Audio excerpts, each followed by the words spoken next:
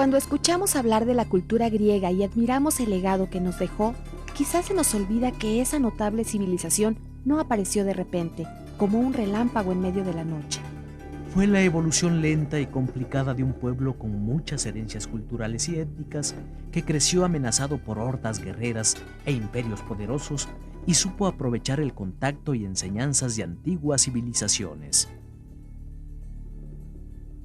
Los principales historiadores de Grecia datan su origen al siglo XV antes de nuestra era. Los relatos sobre sus principios son totalmente legendarios y mencionan siempre a los dioses y sus hijos los héroes como fundadores de estos pueblos, por lo que aquel tiempo se conoce como época heroica de la historia griega. Todas las tribus que se identificaban con el nombre de helenos se decían descendientes de Heleno y su esposa Pirra. Según la leyenda, Heleno era hijo de Deucalión, rey de Tesalia, y se salvó del diluvio junto con su mujer para dar origen al pueblo que se haría llamar helénico. Fueron los romanos quienes más tarde les llamaron griegos. De entre los antiguos helenos, los primeros en poblar la península del Peloponeso fueron los aqueos, descendientes de Aqueo, nieto de Heleno. Los descendientes de Ion, llamados jonios, poblaron la región de Ática, cuya capital Atenas recibió ese nombre en honor de Atenea, su diosa protectora. Las leyendas, aunque mezclan la historia de los dioses y diosas con la de los seres humanos de aquellos tiempos, nos permiten obtener información sobre la vida de aquellas gentes. El nombre del Peloponeso viene de Pélope, hijo de Tántalo. Se dice que Tántalo era hijo de Zeus y por lo tanto un héroe.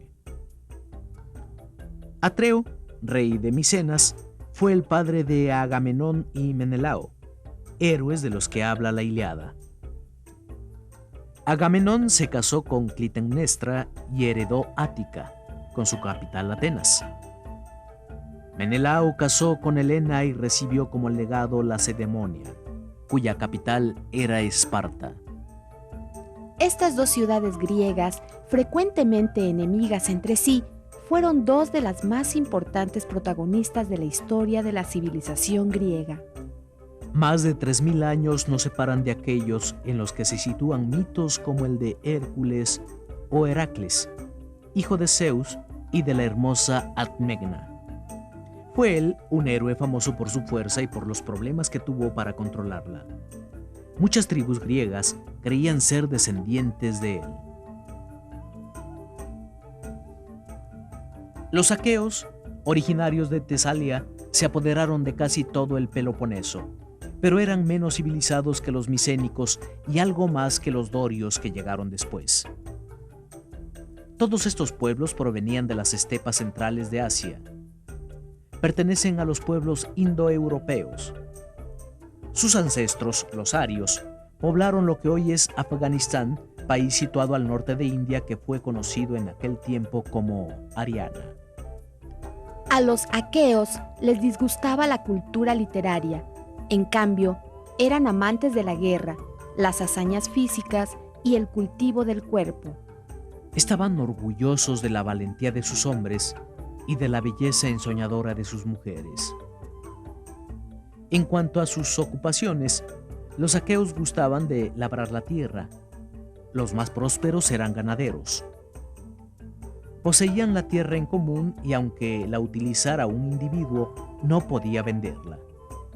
Sus implementos de labranza eran de hierro y las armas de bronce, metales que los aqueos importaban, en vez de explotar los yacimientos que existían en sus propias tierras.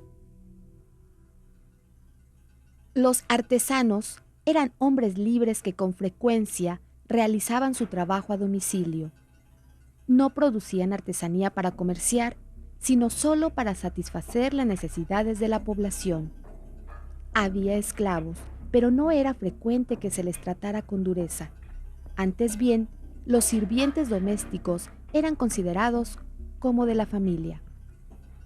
No usaban monedas, pero a veces marcaban el valor de alguna transacción en un lingote de metal. La riqueza se medía por la cantidad de cabezas de ganado. El matrimonio era arreglado y el novio pagaba por la novia con ganado. Pero el padre de ella también daba una buena dote. Las familias se agrupaban en clanes bajo la autoridad de un jefe. Durante esta etapa, las tribus indoeuropeas que fueron llegando a Europa desde el centro de Asia a lo largo de milenios tuvieron este tipo de organización. Para las decisiones importantes se consultaba a los más ancianos e incluso a veces solicitaban la opinión de una asamblea de todos los hombres libres, la cual podía aprobar o rechazar, pero no modificar la decisión que se proponía. Para la guerra, los clanes se unían en torno a un rey. El sostenimiento de la corte dependía de lo que los ejércitos reales podían robar o ganar al enemigo. Así fue como se logró reclutar un ejército de 100.000 hombres y 1.000 navíos para el ataque a Troya. Algunos poemas que nos hablan de la Grecia heroica se atribuyen a Homero, un trovador popular como los que en ese tiempo cantaban de pueblo en pueblo las noticias y crónicas de los grandes acontecimientos. Sus obras fueron puestas por escrito mucho tiempo después de su muerte. Hasta la fecha son muy apreciadas la Ilíada y la Odisea, dos grandes poemas épicos de Homero que son un valioso legado de la antigua Grecia. La leyenda de Troya está relacionada con la de la famosa manzana de la discordia. Esta fruta, marcada con un recado que decía «para la más bella de todas», fue arrojada por Eris, diosa de la discordia, entre los invitados a la boda del rey Peleo con la nereida Tetis. Paris, príncipe de Troya, regaló la manzana a Afrodita, diosa del amor, y ella, halagada, lo ayudó a robar el amor de la bella Helena, esposa del rey de Esparta, Menelao.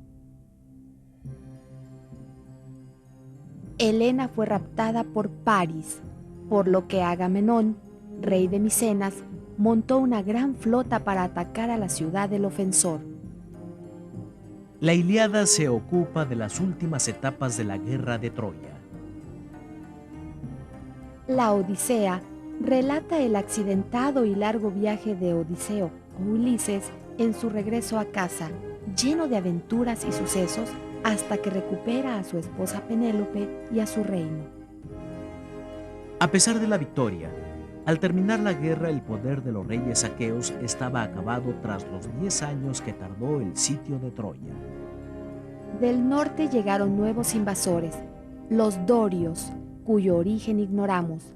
Lo que conocemos es que eran incultos cazadores, pero que poseían armas de hierro y que eso les dio ventaja sobre los aqueos y jonios que las hacían de bronce. La incursión de los dorios detuvo por un tiempo la evolución de Grecia. Sobrevino una era de desorden, pero en el silencio fue madurando la fusión de 5 culturas que habían de originar la Grecia histórica: cretense, micénica, aquea, asiática y doria. Un buen sitio para empezar un recorrido imaginario por las tierras que ocuparon los antiguos griegos inicia con la región por la que entraron las invasiones que les dieron origen, las colinas y valles de Épiro. Al norte de esos valles estaba Iliria, que actualmente es Albania, donde vivía gente ruda que vendía esclavos a cambio de sal u otros artículos. Del otro lado del mar Adriático estaba Italia, lugar a donde los griegos llevaron la civilización y que más tarde los romanos convertirían en parte de su imperio. Los griegos se reconocían herederos de las culturas que los precedieron en las costas del mar Mediterráneo. Atribuían la fundación de muchas ciudades a gente llegada de Egipto o que había traído la cultura egipcia a través de Fenicia o Creta. Gracias a los fenicios, los griegos perfeccionaron el arte de construir barcos y la navegación, técnicas para el trabajo de los metales, para la fabricación y la coloración de las telas. Los fenicios les transmitieron la escritura semítica en la que solamente se escribían las consonantes, pero los griegos la perfeccionaron, inventando la escritura de las vocales. Usaron el sistema babilonio de pesas y medidas, y al igual que aquel pueblo, dividieron el círculo en 360 grados, cada grado en 60 minutos y cada minuto en 60 segundos. Para medir el tiempo, se valieron de relojes de agua y de sol. De los asirios adoptaron técnicas para la escultura y variados motivos decorativos. La costa del Asia Menor fue en gran parte griega y sus habitantes tuvieron un intenso intercambio comercial y cultural.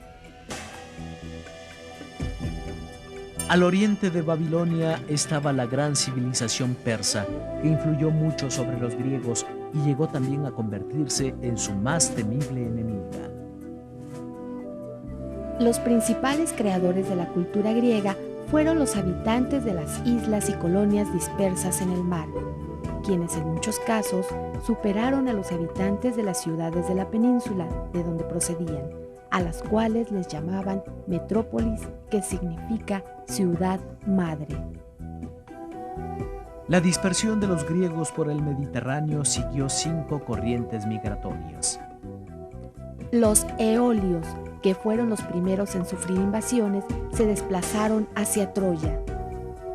La segunda fue de los jonios, micénicos y aqueos. La tercera fue de los dorios. La cuarta oleada estableció las colonias griegas del norte. La quinta partió rumbo al occidente. Cuántas dificultades debieron vencer aquellos desterrados antes de establecer un nuevo hogar. Para su consuelo, solían llevar un puñado de tierra de su patria que esparcían en su nuevo hogar. También llevaban el fuego sagrado de la plaza de su pueblo para encender el pebetero en la nueva colonia. No era raro que los griegos se hicieran amigos de los habitantes del lugar al que llegaban. Les enseñaban artes y oficios, emparentaban con ellos y adoptaban los dioses locales.